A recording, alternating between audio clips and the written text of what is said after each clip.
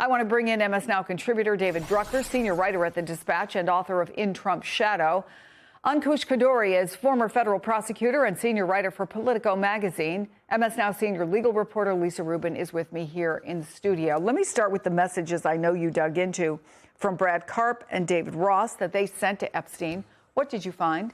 I think a lot of other outlets, Chris, have focused on Brad Karp sending Jeffrey emails about his son, for example, who was a film buff and had been invited to a series of screenings of Woody Allen films and invited to socialize with Woody Allen. That was far less interesting to me than what appears to have been legal work that Brad Karp was doing as part of an extended group of people who were advocating for Jeffrey Epstein. The one I found most troubling was Brad Karp advising on a draft amicus brief at a time where the victims were trying to potentially ask for rescission of Jeffrey Epstein's plea deal because they felt that their rights under a federal Crime Victims' Rights Act had been violated. Brad Karp, writing to Jeffrey Epstein after reviewing a draft of that brief, which I should mention never was filed, basically says the arguments here are overwhelmingly persuasive. And I particularly liked the part where we focused on how the scare quote victims basically held back strategically and waited until you were in prison to make these arguments. That's something that Brad Karp's partners at Paul Weiss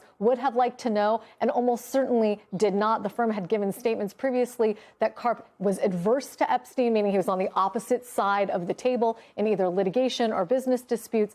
They had no idea that behind the scenes he was providing what sure looks like, at least if not legal advice, legal advocacy. And of course, today, there are some people who would say it doesn't go far enough because Brad Karp, as you noted, remains a partner at Paul Weiss, even though he's not the chair. Yeah, Ankush, let me ask you about another email. Billionaire Richard Branson writing to Epstein in 2013, quote, "Anytime you're in the area, would love to see you, as long as you bring your harem." A spokeswoman for Branson said Epstein used the word harem to refer to adult women he brought along, and Branson wouldn't have used it if he knew about his crimes. He also said Epstein's behavior was abhorrent. Now, while a lot of critics say an email like this calls into question someone's character and judgment, do you feel like it's enough to explain what you read in these files? No. I mean, look, I'm trying to approach this exercise with the same intellectual approach I would approach it if I were investigating this situation as a prosecutor or even as a lawyer in my past life on the defense side.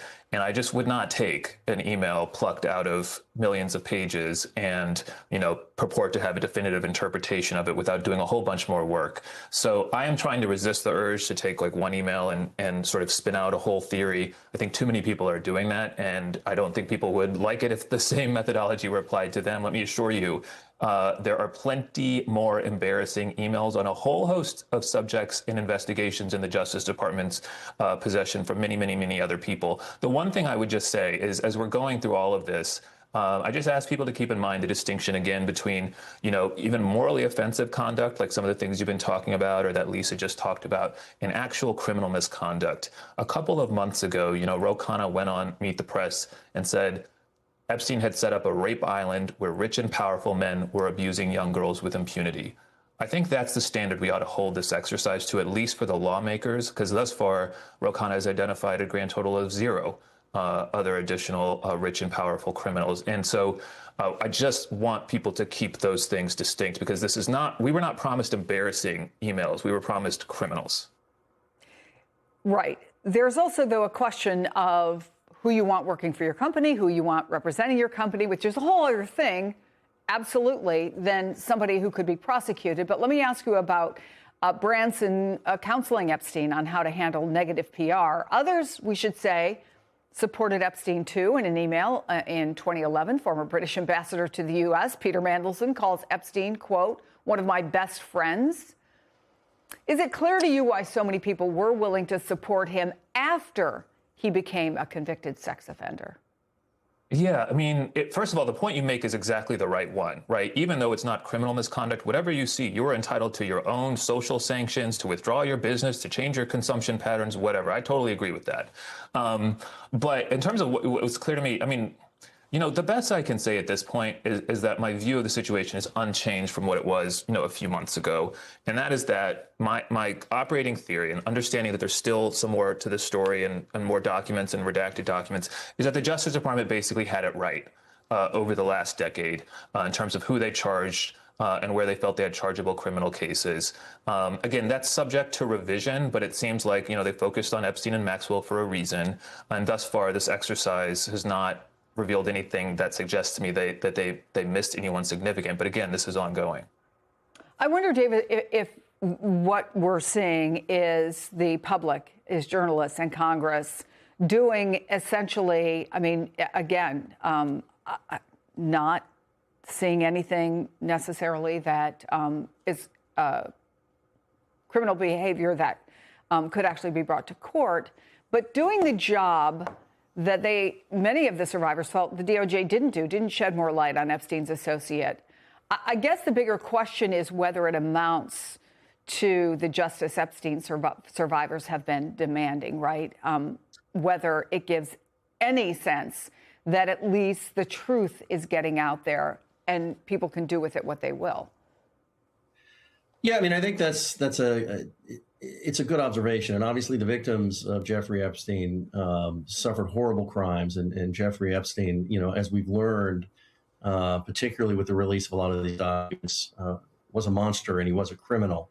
But there's a difference between being unseemly and being a criminal. And, part of the point that the lawyers have been making, and I'm not one, so they're going to do this better than me, but I'm getting to a political point here, is there's a reason, why the Justice Department, so far that we're seeing from the documents, never brought charges against so many of the people involved, because they made questionable choices in relationships and they behaved and spoke and wrote in ways that were unseemly, quasi-unethical, and distasteful. But that's not the same as being a criminal. The job of law enforcement is to bring charges if you commit a crime, not to publicly shame you for being a creep.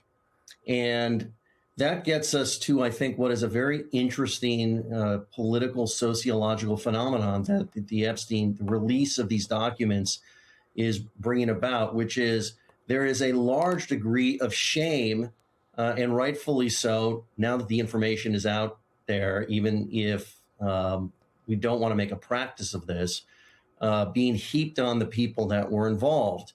And it's very interesting to watch them suffer from this shame and either choose to resign from high-ranking corporate and other positions or be pushed out. And yet at the same time, if we were to discover that high-ranking politicians had behaved unseemly but not criminal, as we have for a few, I don't know that they would be suffering the same fate. And it's interesting to watch American voters give some politicians a pass because they support them. And we've seen this in the past with Bill Clinton during his time in office and the scandals that surrounded him. And even now with President Trump and the fact that he is, within the files. And so American voters will give a pass to the politicians that they support because of the decisions and choices they make about the alternative if they are to dispense with these politicians. And yet everybody else involved here